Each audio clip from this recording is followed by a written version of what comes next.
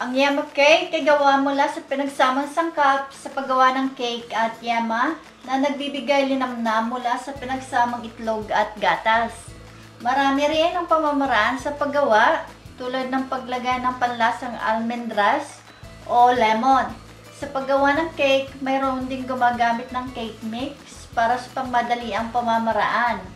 Ang yema ay pinapahid sa pinagpatong na cake at ibabaw. Ito ay bubudburan ng kinayod na keso. Ito ngayon ang kinawiwilihang kakanin sa Pilipinas. Ang mga sangkap natin gagamitin sa pagluluto: harina, asin, langis,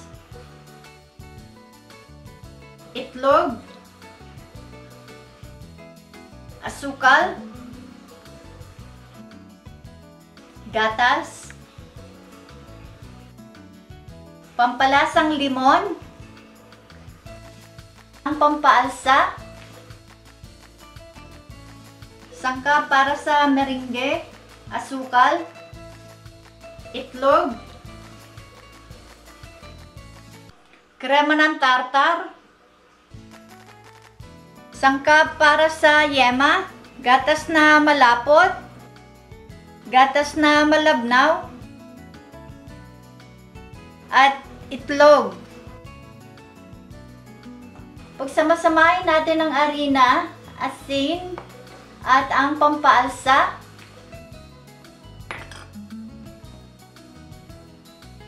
Haluin minsan at salain.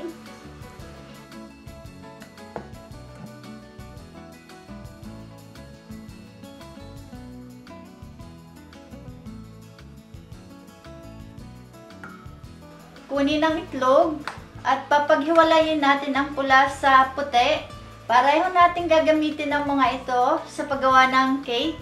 Kinakailangan ilabas sa refrigerator ang itlog ng maaga sa pagluluto upang makuha nito ang tamang timpla ng temperatura ng bahay. Kumuha muli ng isang mangkok.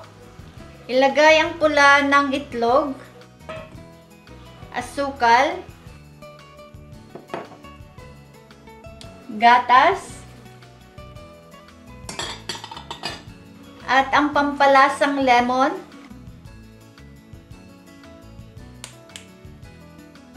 Batihin hanggang sa magsama-sama ang mga sangkap.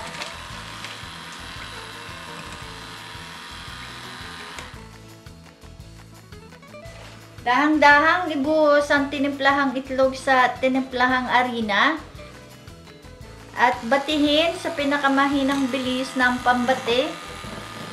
Habang dahan-dahang inilalagay ang langis, patuloy na pagbati ang gawin hanggang sa maging galapong. Kumuha muli ng isang mangkok at dito naman natin pagsama-samahin ang puti ng itlog, pulbos na tartar o cream of tartar, at habang binabate, ihulog ng dahan-dahan ang asukal at batihin sa pinakamabilis hanggang sa mag-itsurang meringue o foam. Pagsasama-samahin ngayon ang dalawang galapong, tiklopin natin ng dahan-dahan. Huwag hahaluin upang huwag dumapa ang tinimplahang itlog na puti.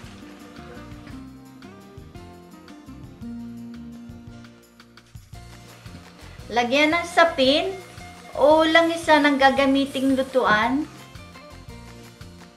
at salinan ng galapong. Maaaring gumamit ng dalawang mababaw na lutuan para sa madali ang pamamaraan.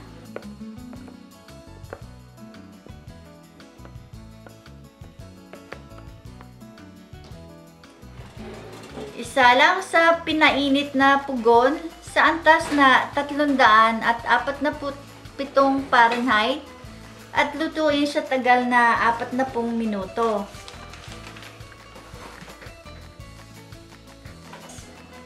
Isusunod natin ngayon ang paggawa ng yema. Ilagay natin ang gatas na malapot. gatas na malabnaw,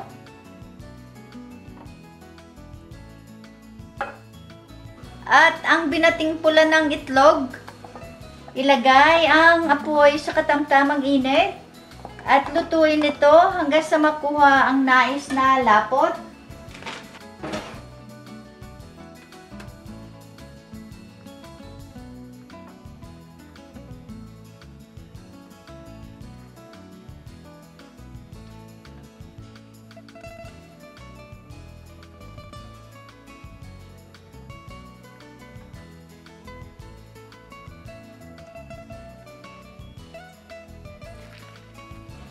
Hatiin natin sa dalawang bahagi ang yema at ilagay muna natin sa isang tabi. Hiwain natin sa gitna ang cake.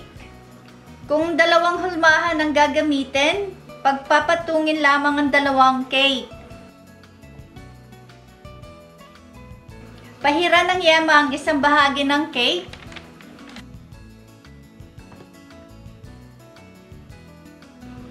Ito ang magiging palaman. Ikalat hanggang sa mapunuan ang buong bahagi.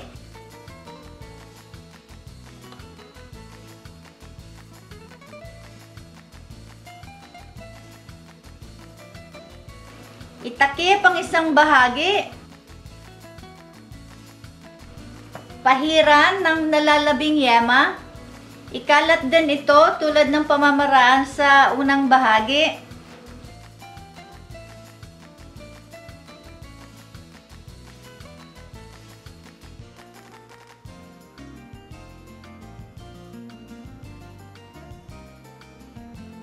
Maaaring pahiran din ang buong paligid para sa presentableng paghahanda.